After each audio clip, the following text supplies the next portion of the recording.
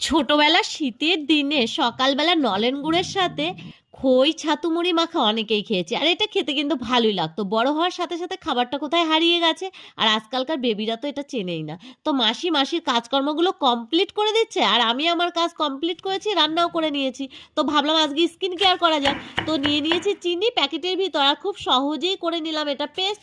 তারপরে দিয়ে দিচ্ছি কফি আর গাছের অ্যালোভেরা।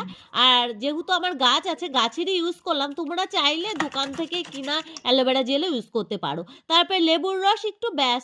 আর এরকম একটা পেস্ট তৈরি হয়ে গেল। তারপরে এটা মুখে লাগিয়ে নিচ্ছি। তো শীতের দিনে এটা লাগাতে কেমন লাগছে, কিন্তু একটু তো করতেই হবে কষ্ট। আর কোনো কষ্ট নেই, আমি যেহেতু স্নানে যাব, তো আমি এটা যা সুন্দর করে লাগিয়ে নিলাম। চাইলে হাতেও লাগিয়ে নিতে পারো।